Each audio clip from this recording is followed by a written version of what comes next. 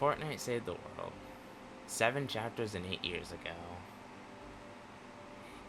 I started playing this game, Fortnite, Battle Royale, in Season 4, Chapter 1, which was not January, but July, sometime in summer of 2018, I believe. I'm not sure when it was, if it was in May, June, July, or August, but I remember vividly starting playing in Season 4. And this video isn't about Battle Royale. This video is about Save the World. So, who cares about the first year of me playing the game, because I hardly played Save the World back then. Roughly a couple months later, obviously because we're on the schedule of Save the World having, well, sorry, not Save the World, but Battle Royale in general back then in 2018, we had multiple seasons of a year, which was honestly interesting. But in Season 7, Chapter 1 obviously, I actually had the ability to play Save the World all on my own. At that point in my personal life, I had a PS4, I believe, and I started playing Save the World. It was an interesting time, to say the least. But what really got me into Save the World was what we have to discuss here. And here we go on with Chapter 1.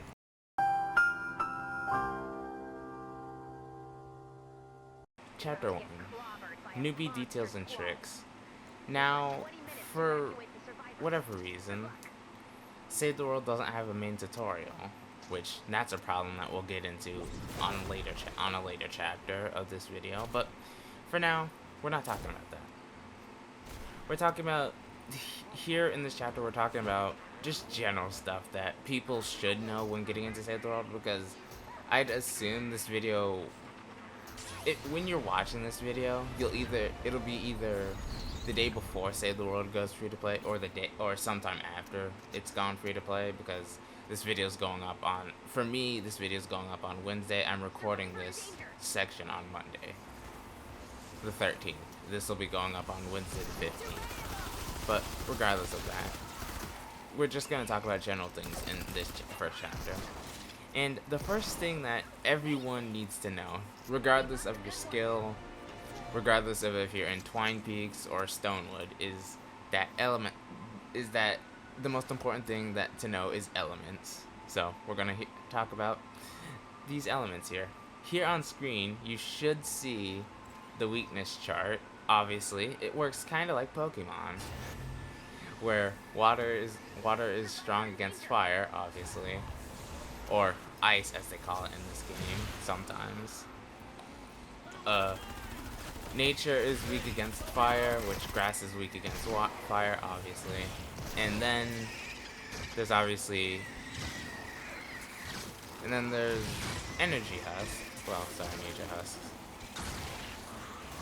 There's also the weapon types that are varied. There's also for every husk type, like you can see on screen, every husk has its alternate type. And basically,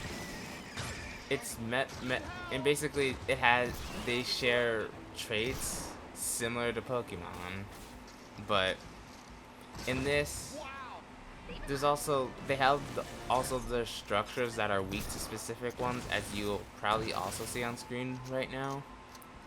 Metal is weak against nature enemies. I actually kind of don't know why that one is there. I guess maybe it's sort of true to real life, but brick is weak against water enemies.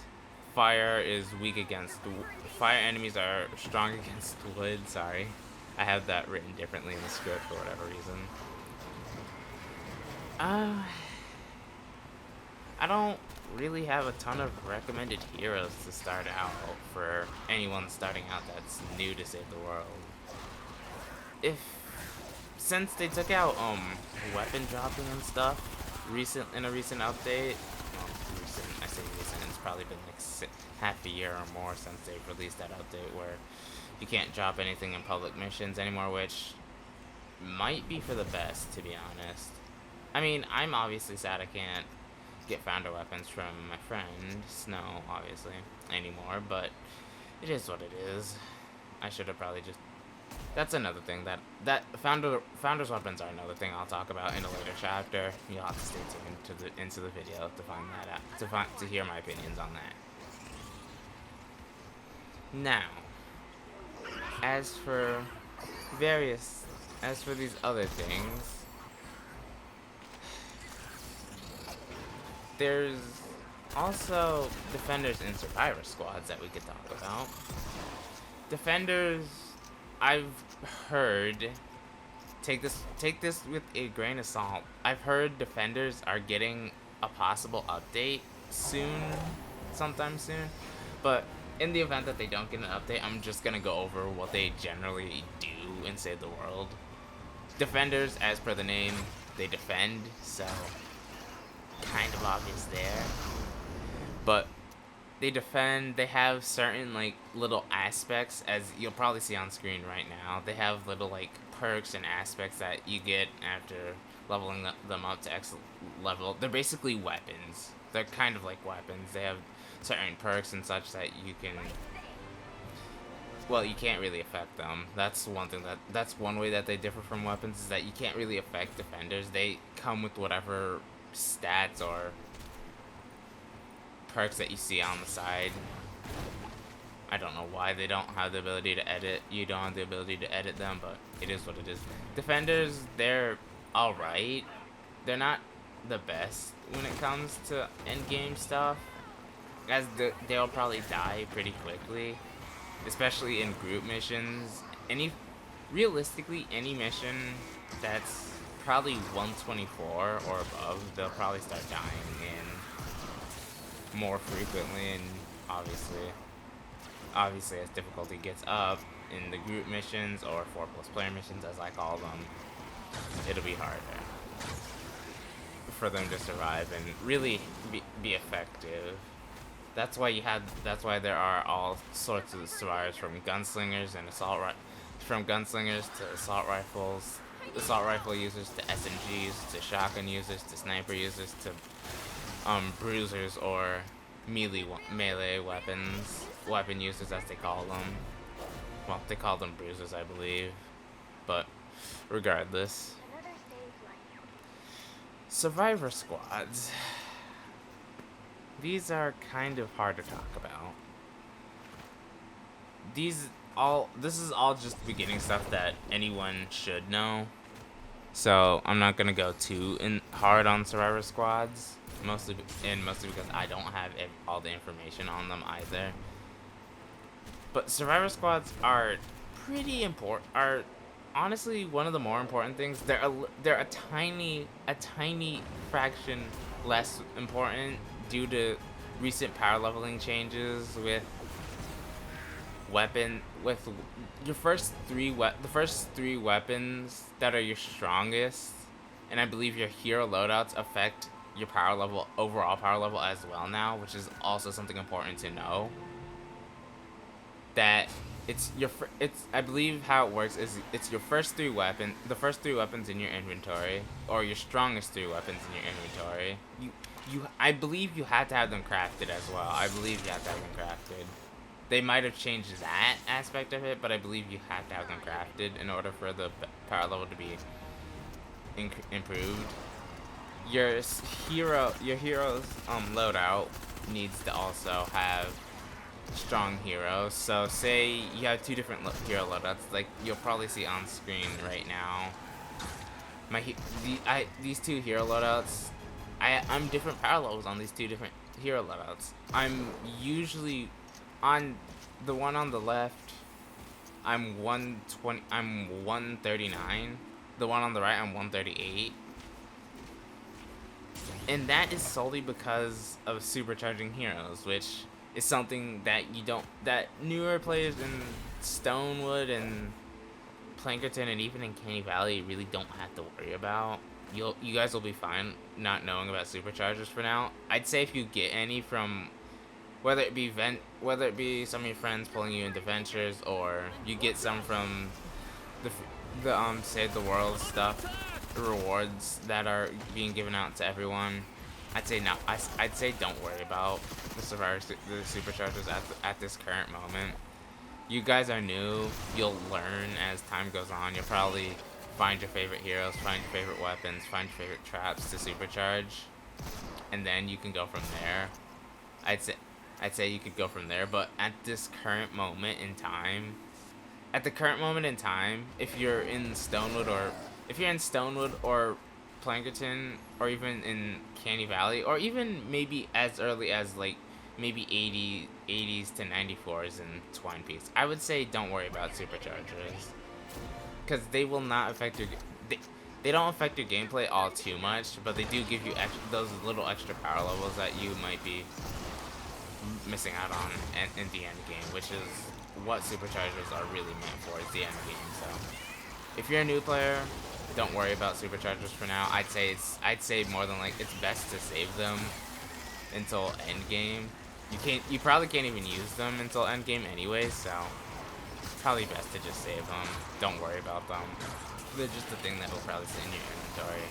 Be lucky that you have them, because adventure seasons come once every 3 or 4 months, and you have to grind to level 50 to get all of your superchargers every season. That's what I've been doing for the last couple of years, and it's had its rough times. That's all I'm gonna say on that. Anyways, now it's time to talk about the difference between 4+ player missions. As you'll see on screen right now, I did 2 different missions, a 108 and a 116.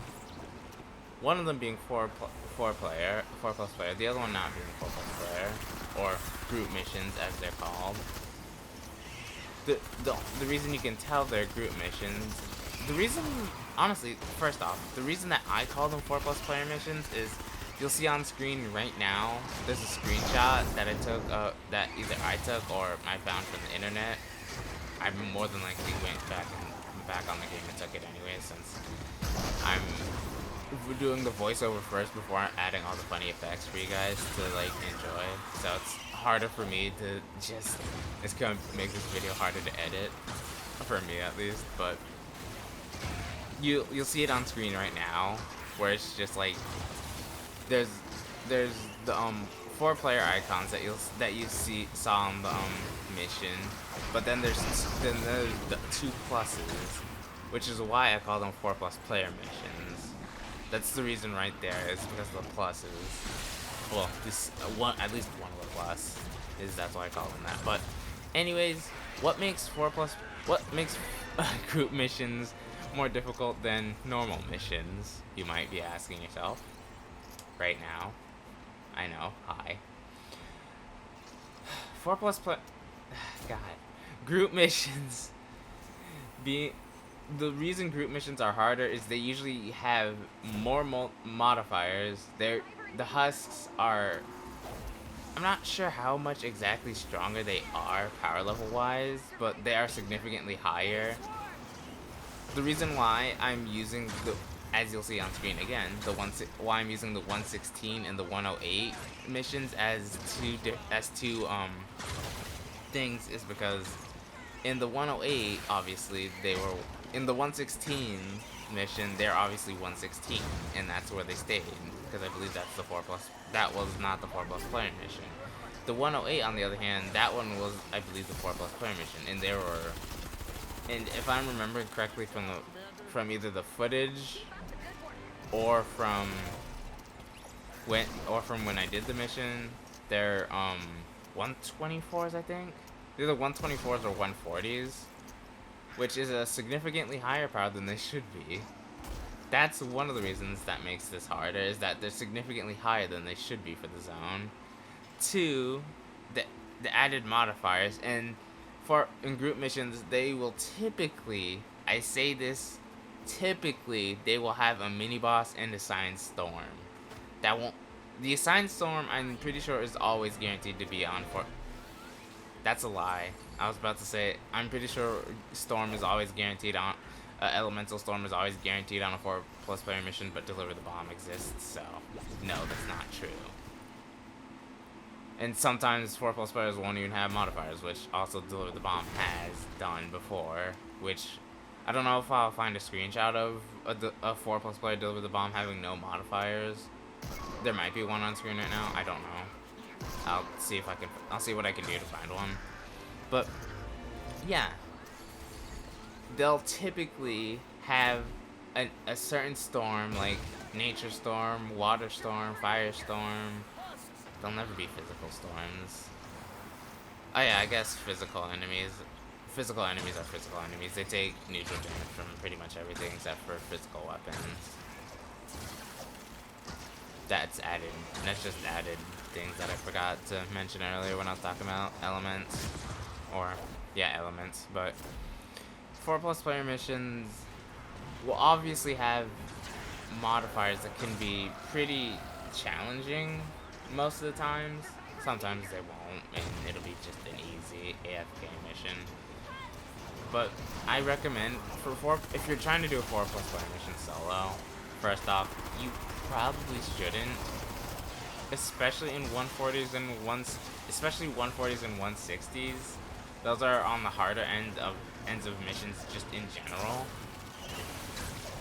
As you'll see right now on screen, the 160s will probably always be red for anyone playing the game. There's no way right now.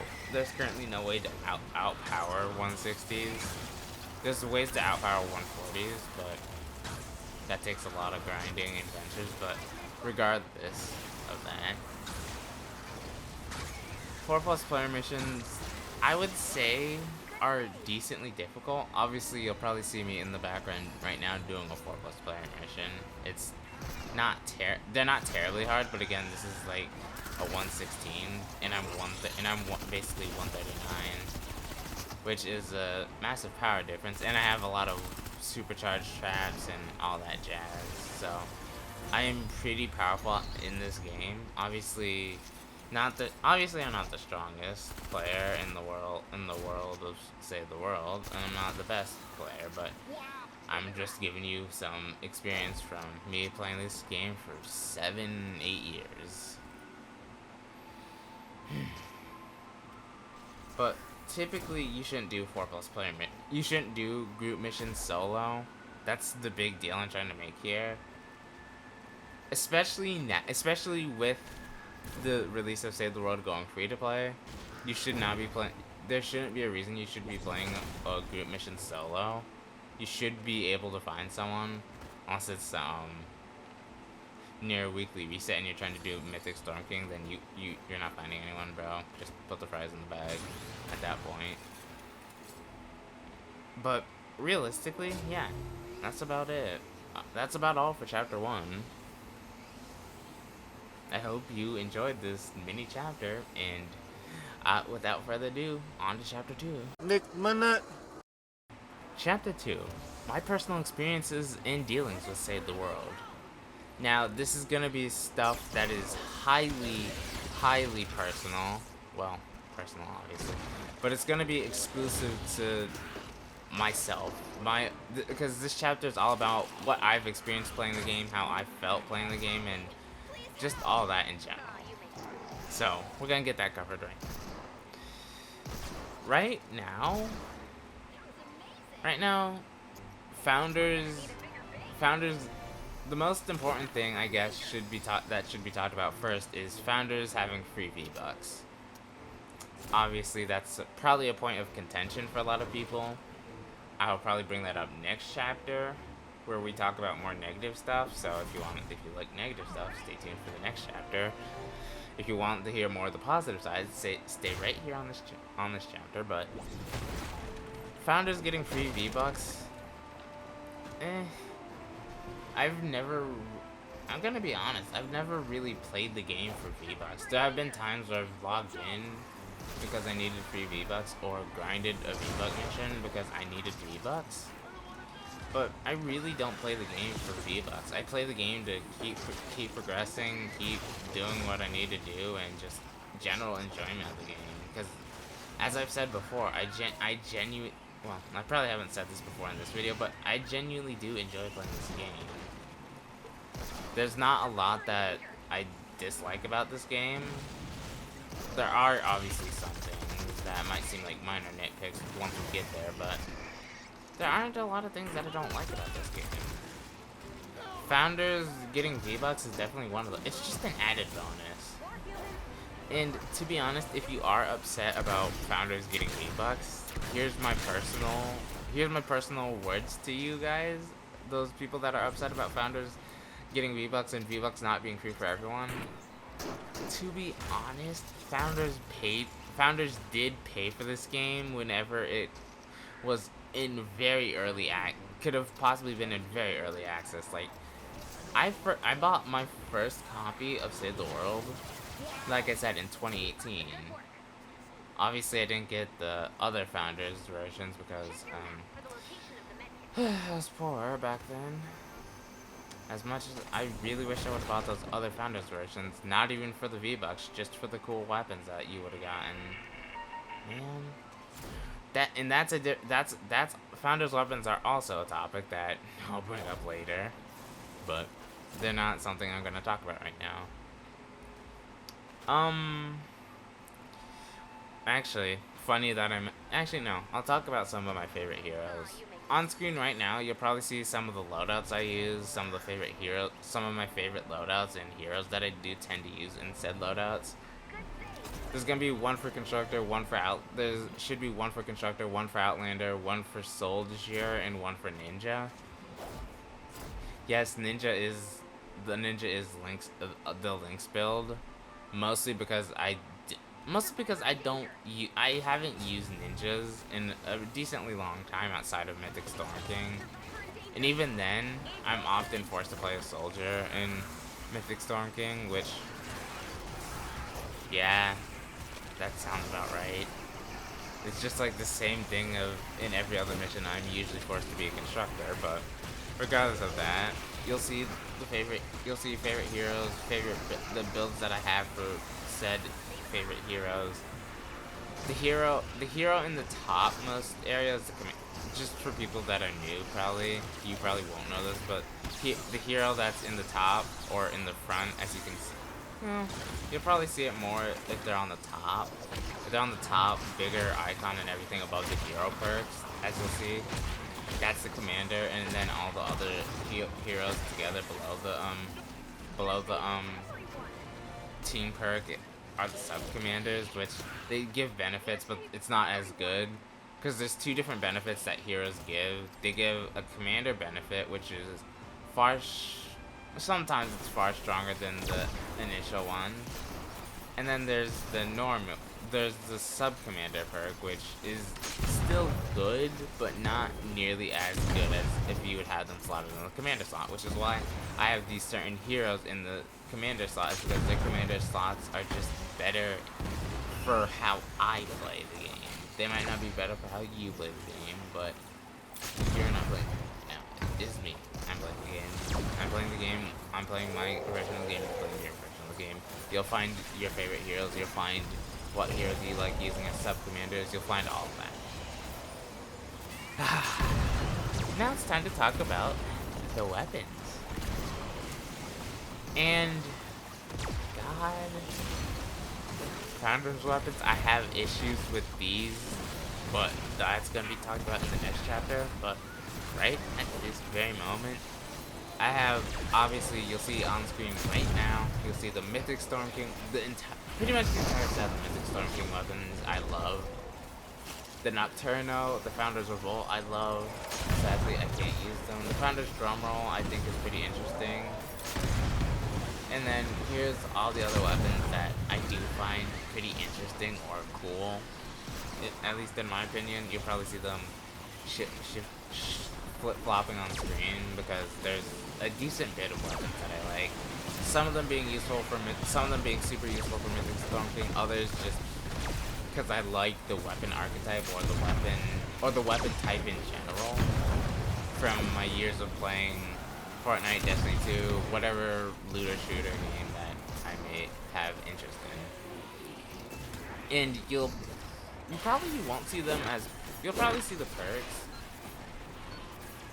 of them. If you don't see the perks, you'll probably just see the design of the weapon and why I like it. Mostly design wise, if anything.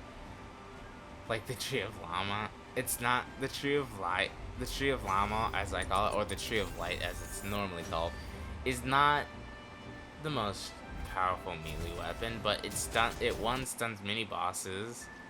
2, I just like how it looks. And 3, it's a Christmas related weapon, and if you're one of my friends or know me personally or have been around on this channel, I love Christmas is my favorite holiday.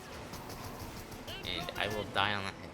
Like the Ginger Blaster and other sort of Christmassy like weapons you'll see. Most of these weapons, some of these weapons are obviously extremely good. Other weapons are just my personal favorites.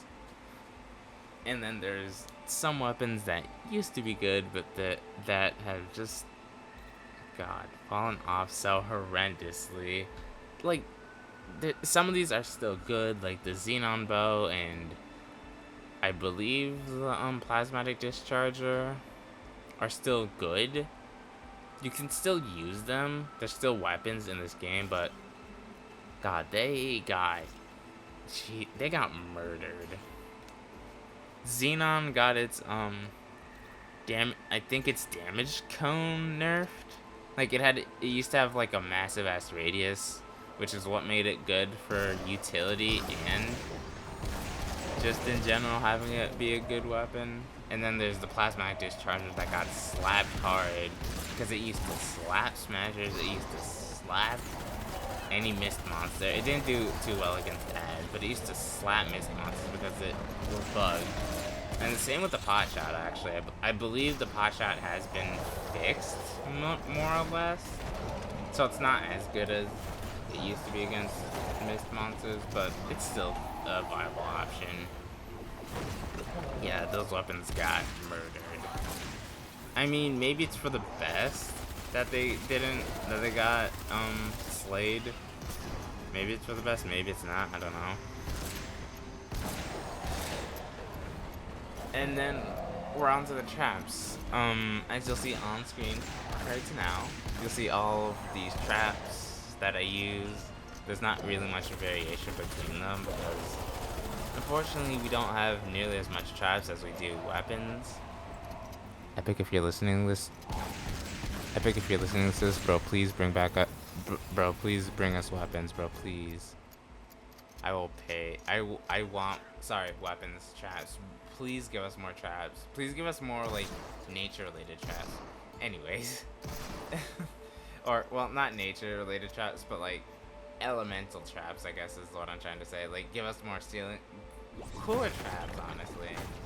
That actually do something other than just having cosmetic reasons. But yeah, as you've seen, there's all my traps, there's all my favorite traps, and I'm gonna be honest, there is traps that, there's, I believe, a single trap in this game that you should just never use because it's just not good, and it's the Flame Girl trap, as you'll see on screen right now. Even in a nature storm, I believe this thing is terrible, as I've seen footage of others in other YouTube videos using it, and it is god awful. I've been told many times by Snow and other members of the Save the World community, and I've seen it a lot myself, that these things are not good. For new players out there, Flame Grill traps, they don't really do all too much damage against nature husks. The one type of husk that they'd probably actually be used against. They, one, don't do a ton of damage to nature husks. 2, I believe at this current moment in this timeline that they do still set off propane tanks. If a propane husk drops its propane tank, I believe the Flame Grill trap does still set it off, so it will explode, which propane husk damage all of your surrounding builds. propane tanks can be countered by the anti-air trap, but I don't see that's because that's a strategy I don't see a lot of people using, if ever. You want those little corner builds on your builds to be useful.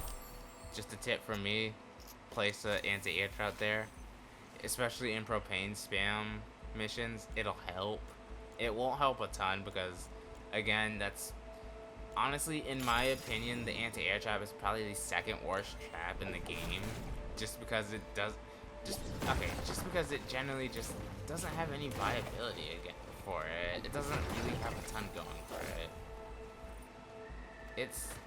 It helps when it needs to.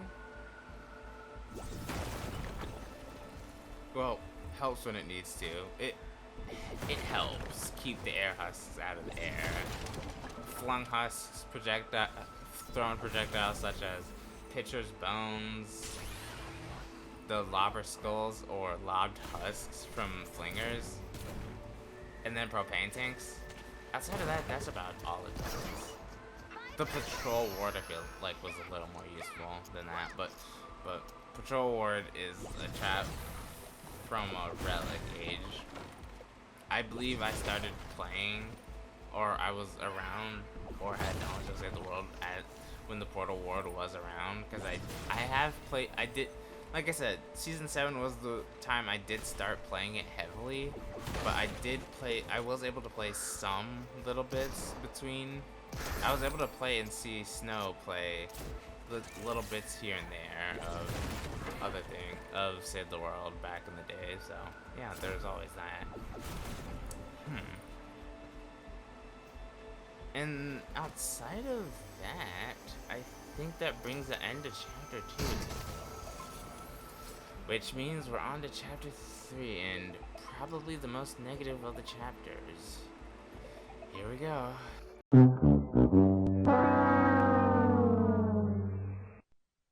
Chapter 3. My personal issues with Save the World as a whole. I know this might be even why the reason some of you clicked on the video, or this might be the reason or you might have just skipped here, or whatever, however you got here. Best strap in, because the first topic we're going to talk about is a topic that I really think I need to just talk about in general, is Founders Weapons being exclusive to like the people that actually bought like the $100 edition, basically. And then there's just starter packs in general. As you'll see on screen right now, this is every founder weapon, every founder's weapon, every starter pack weapon or trap or fun little thing that they had. Granted, the starter packs don't really provide much of a difference outside of cosmetic wise, but my main issue with the founder's weapons and these starter pack weapons is that right now, if you don't know, even if you are a founder of this game, even if you bought this game, granted, yeah, I didn't get the $100 version where you had to pay $100, but at that time, who was paying $100? Okay, I know it sounds a little hypocritic of me to say that, especially after I said like Founders V-Bucks are good. Founders only having V-Bucks are good. I know it's a bit of a hypocritical stance to hold, but I feel like anyone that is a founder and that can get V-Bucks from this game should be able to have founders weapons. Like, there's no reason. And I feel like they should just even bring them back in general. Maybe sell them in like starter packs, or like it's literally free money. Like, I'm gonna be honest, I would pay to get the founders weapons in some of these starter packs, and it's just, I don't know why they don't do that. Like, it's literally free money. If they're struggling, because obviously right now in the present day they're probably struggling with money. I would pay for the starter pack, these starter packs that have the founders weapons, or like maybe a $30 pack that has all the founders weapons. Well, okay, maybe not $30, but probably something closer to like maybe $20, $19 for every all the starter pack weapons and traps and such, and all the founders' weapons and stuff. Granted, granted, you could just go on ahead and easily say, oh well, you should have just had $100 back then and bought your super elite founders, and that's not the point. I guess you can make the same argument for V-Bucks back in the day. V-Bucks are different. V-Bucks are slightly different because V-Bucks you could probably just go on ahead and V-Bucks you can literally just go on ahead and purchase whenever you want. Founders weapons are weapons that you no longer, if you're not a founder, or if you're not a founder, you don't have a founder's account at this current moment in the game. Since they took out weapon dropping, there is zero way to legally obtain these weapons. There's no way to obtain them. And with how cool some of them are, especially the Nocturnal, and I personally like the Founders Revolt because of just the design. It's just a shame that it's epic, so you won't use it very often. That'd be a weapon that I would supercharge, just out of the fact that I like it. And then there's the Founder's Drumroll, which I really also want. The Founder's Sword looks cool. I would kind of like to have the red Founder Sword as well. But it's just like, man, those weapons, and then there's the Zap-O-Matic trap, and like, God, that looks so cool. But it's just like, all these weapons and traps that are locked behind, like, whenever Epic decides to, if they ever decide to re-release them, like, honestly, the day that Epic announces that they are considering re-releasing these things, I'm gonna be so happy. But it's just like, I don't know if that day will ever come. But again, I don't want to say never say. I want to say never say never, because a lot of us thought Save the World would never go free to play, and here we are in the big 2026. Save the World's going free to play, and literally tomorrow, as you guys probably are watching this, or it's already free to play. We thought back in 2018, 2019, 2020, when they had finally, I believe it was 2020 or 2019, where they had stopped support for where they had claimed Save the World was complete and that they had stopped support for it, which is a whole nother topic, which is a whole nother reason that this game is as it is. But yeah, when they claimed it was done, but that's a whole different topic for a different time. But these founder weapons being these founder and starter pack weapons being locked behind whenever Epic decides to re-release them, it's such it's a waste of money, time, resources, and it's just and I feel like that's a bit of general disrespect to the devs that actually put these weapons and made these weapons in the game, because there's probably, I'm gonna be realistic with you guys here, there's probably not a ton of players that even have access to these weapons. Like, maybe it's 1% of the players that have access to these weapons, which feels like a damn shame when every founder, regardless of what version you purchased back in the day, when you could still get V-Bucks, should have these weapons. It'll distinguish us more from other players that don't have the founders, other than just like, oh yeah, we get V-Bucks and they don't. I'm gonna be honest, I kinda don't care about getting V-Bucks from Save the World. I would play this game even if I didn't get V-Bucks from it. I haven't really cared about Battle Royale stuff in years. But God, Epic, if Epic is listening, I'm pretty sure, I'm 90% sure, you would have a lot more free money if you would just re-release the Founders weapons in starter pack skins, or maybe even make more starter packs with unique weapons and stuff. Like, that would be so cool. Just in my opinion, it would just be so cool. But who knows? Again, like I say in all these rant type videos, it's Epic's game. They will do whatever the hell they want with it, and clearly they're not making the most smartest decisions. I'm just kind of a dumbass sitting behind the screen, sitting behind the mic, giving advice. It's all we can really do. It's all us YouTubers really can do.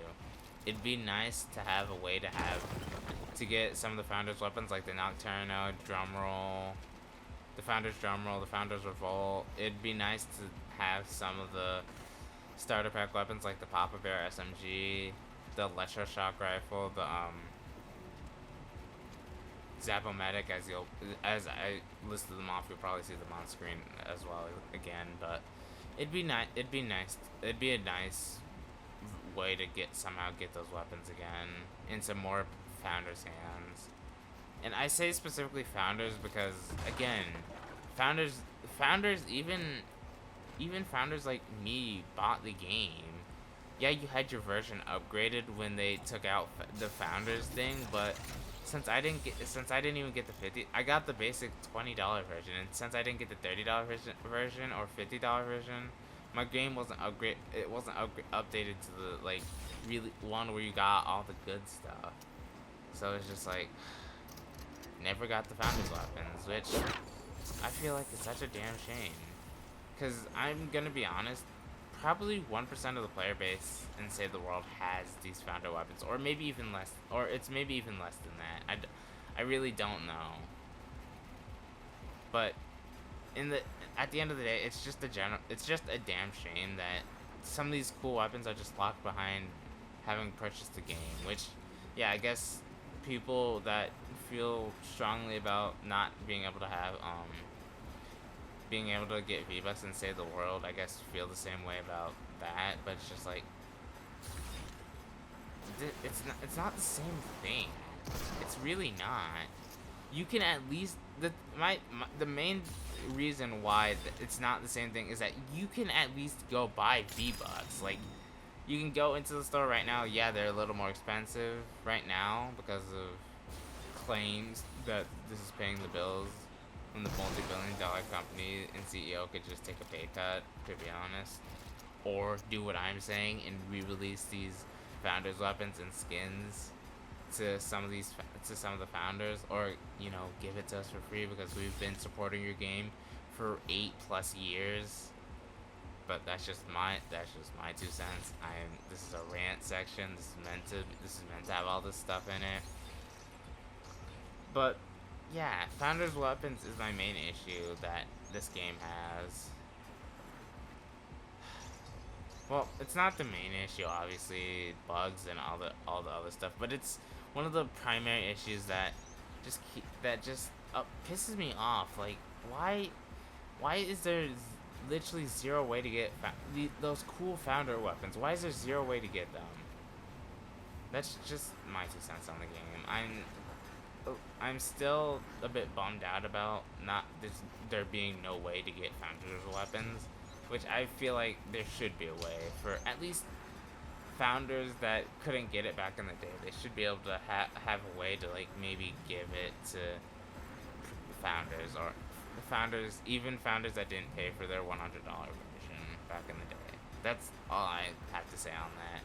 And maybe one day it'll be the same for V-Bucks. Even though V-Bucks really aren't, I'm gonna be honest, V-Bucks aren't the most important things. Like, you can live without V-Bucks. Yeah, you can live without the founder weapons as well, but right now there's a way. Right now in the game, as I've said multiple times, there are ways to get V-Bucks. There are ways you can legally go on and ahead and buy V-Bucks right now. All you have to do is swipe the credit card or a debit card or whatever card you have. And right now in the game, there is zero way to get any of the starter pack or founders weapons. You can't because you can't research them. You can't drop them to your friends anymore. And there's no way to purchase the old founders version. There's zero way. Which,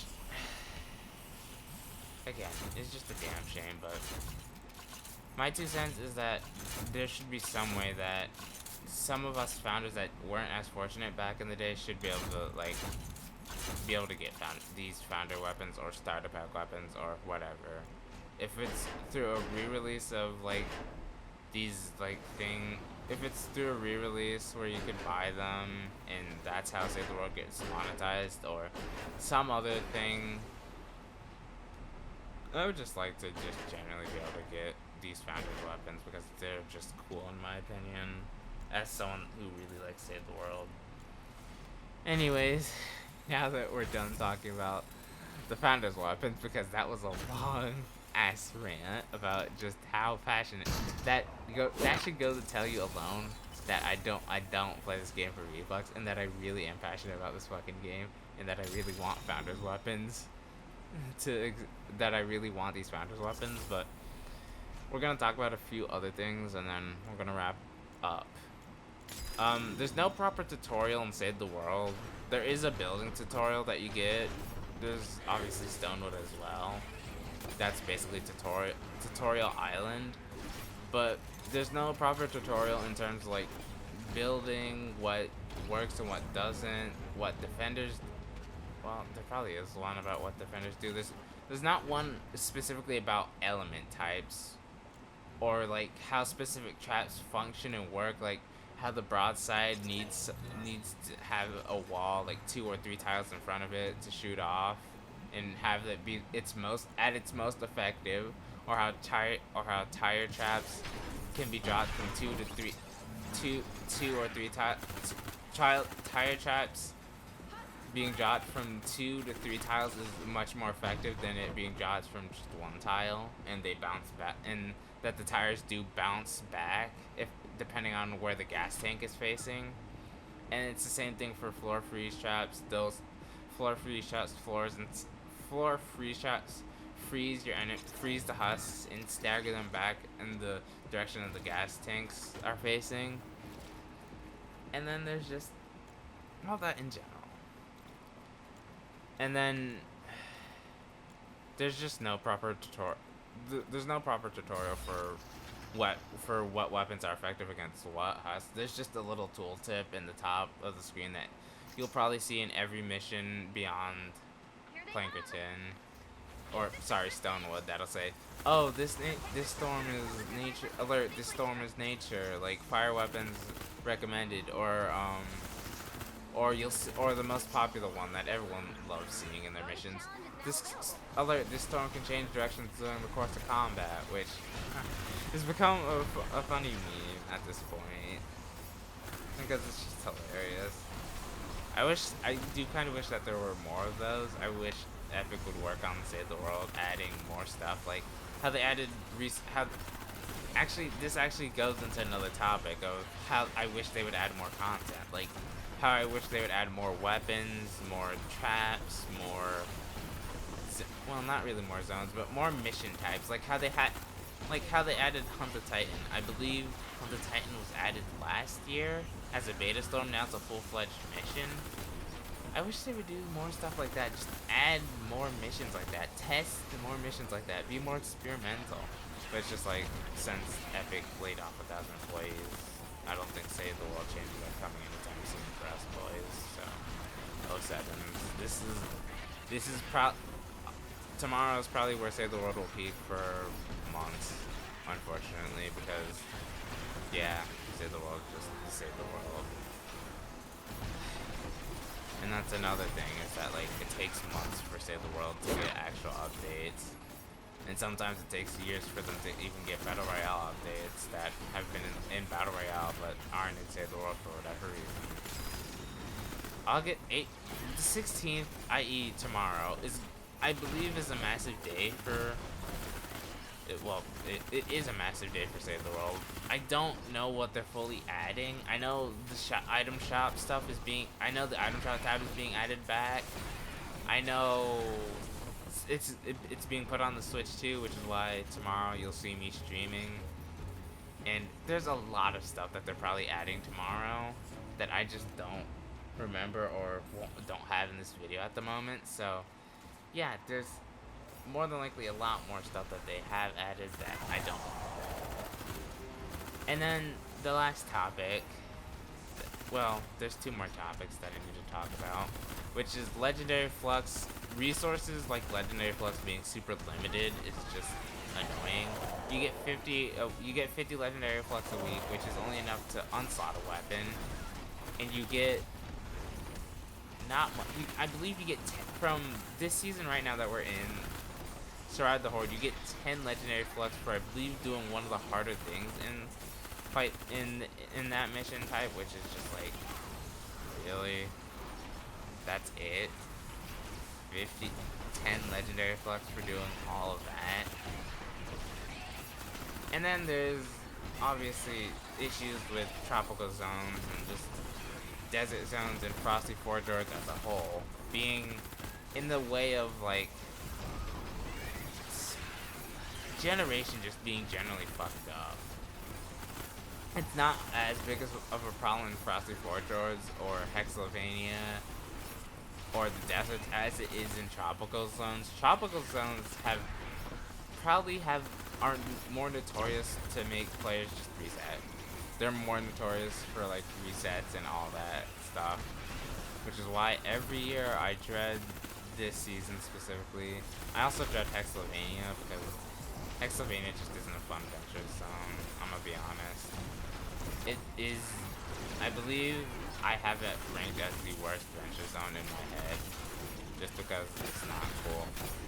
Oh, also, I have one more thing to actually add to this, but that'll be added in a second, because but actually that'll be added right now. As you know, I'm kind of a gamer.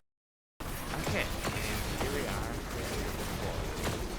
chapter 4 is the final chapter of this video, but it's Save the World is really worth playing, and my final thoughts and verdict on this. Is Save the World really worth playing with everything that you've heard in this video? I believe it is. If you're into PvE zombie fighting games, I believe it's worth it. If that's not your cup of tea, then it's not.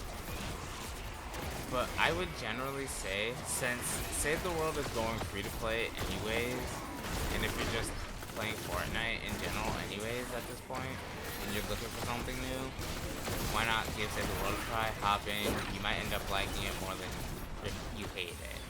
Or if you hate it, you might end up hating it more. I would just say give it the good old country try. Try it before you knock it or something, whatever it's called. But I would just, in general, say just, if you're looking for something unique or new, try it. Because I know Tamagotchi Life, the new one on Switch 2, comes out the same day as this, so that might not be people's highest priority today, but I'd say try it if you happen to be playing Save the World, or if you happen to wanted to play Save the World for a while, just never had the money. Now's your time, dude. Obviously, I'll be doing a stream tomorrow. As you're watching this, I'll probably stream on Twitch. As my Twitch channel, if you stay posted with my posts, you'll see that I'll go live, but I might put the Twitch link in the description of this video. If you want to come see me live for a couple hours,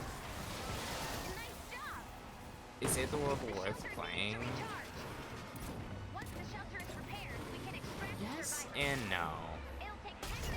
Obviously, I would say it's about as worth as it is to play D2. Destiny 2. These obviously aren't the same games. They're nowhere near the same games. Fortnite doesn't have the same amount of story as Save the World doesn't have the same amount of story as Destiny, and Destiny doesn't have some of the things Save the World has. Like, it doesn't have building. It doesn't have a lot of stuff. But in general, Save the World is a chill little game if you want to spend time to get to know it and get to learn it and get to generally just enjoy it. Unfortunately, I don't think Epic plans to add too much to Save the World, at least right now. There's this one HESA thing that leakers keep talking about, which is supposedly supposed to come out at some point. But outside of that, there really isn't a ton to be really seen about in Save the World, at least from my endgame player perspective right now. Like, there's always ventures, but that comes around in 3 months as I've finished ventures already. But for most of you new guys, there's a lot. There's playing through the story, there's experiencing everything for the first time. There's getting to Twine Peaks, getting your Storm Shield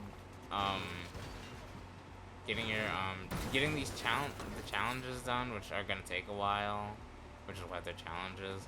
There's the endurances that you can do once you reach playing any and 10. Once you reach Storm Shield Defense 10 on any Storm Shield, you'll unlock endurance, which is also always a fun challenge to try and get at. Although most people just AFK endurance, which is this is the game that you would have probably people AFKing, as you've probably seen in some of the footage that I have AFK'd the game at times. I'm not excusing myself from AFKing the game. I have AFK'd my fair share in this game, mostly because the missions are either brain dead easy, or I don't need to or I'm actively working on something in the background. But when you have to fight, it's a really fun game to get to learn, especially if you're starting out. Unfortunately, as an endgame player, there isn't a ton to look forward to, so I can't promise that, like, at the end of the game in Twine Peaks, you'll see, like, this massive conclusion to, like, every bit of story that you've experienced over your entire no. Because realistically, unfortunately, I had to break the news to you. The story dies at Canny Valley, unfortunately. There's no news of a continuation of the story ever. There is such thing as 6-star materials, which are higher than 5-star materials, which is the highest technically that you can find in the game right now. But as of right now, there's no planned use for them. So my stance on those 6-star weapons are 6-star materials is they're a cool novelty to have, but outside of that, it's just a novelty is just a novelty. It'll have no use or no effect on the game if you have them or don't have them. Regardless, my final verdict on all this is Save the World is genuinely a fun game if you're into this type of niche of games. If you're not, you're not. It's not your cup of tea. Okay, go play something else. But if it is your cup of tea, why not come in? If you're one of my friends, I will personally help you through the game, to be honest. It's a really fun experience helping others through the game, seeing what they do, seeing what traps they set, seeing what their favorite weapons become. It's fun for me seeing new players progress and save the world, which is why I'm doing the same thing with one of my friends, and it's been a real fun time seeing them progress through the game, seeing what amplifiers, seeing what they decide to do, what they decide to build, how they decide to build, how they decide to do traps and everything. It's been a fun experience. But in general, I think that's it for me. Save the World is going free to play tomorrow, and those are words I never thought I'd hear leave my mouth. Ever. I honestly thought Save the World would die and Fortnite as a whole would shut down before Save the World would go free to play. Which, honestly, if Epic continues on the path that they are, we're probably not far away from an Epic Fortnite shutdown. I hope that's not the future, and I hope Epic does get their shit together and gives Battle Royale and Save the World what they truly do deserve, because these games, Battle Royale, I haven't played in years, so I can't really say anything about Battle Royale. They lost me as soon as they started trying on the story, to be honest. But Save the World still has me. But yeah, that's everything I wanted to go over in this video. I do hope you enjoyed this video. If you liked it, make sure to like and subscribe. I'm slowly working up to trying to do YouTube full time and bring more crazy, ridiculous challenges or various games that I would like to you guys. But I can only do that with your support. But yeah, if you watched the whole video up to this point, Genuinely. Thank you. You are the reason that I do keep going every day, along with some of my friends that do keep me pushed on, keep me trying every day, which is something that you won't see in this world. If you've made it to the end of this video and you're looking for a sign to keep going, because as I was earlier this week, in fact, this is your sign. Keep going. Keep doing what you're doing. You got this. You just gotta believe. And everything will turn out okay if you're in a rough situation. It turned out well for me. And it will hopefully continue to turn out well for me. But yeah. I've been Glaceon Gamer. I will see you guys next time. Remember to always stay awesome, stay frosty, stay safe, and stay cool out there, because today was another hot day. I'll see you guys tomorrow for a modifier video, and then I'll see you tomorrow for the stream. Save the World's going free to play, boys. We made it. I'll see you guys next time. Later.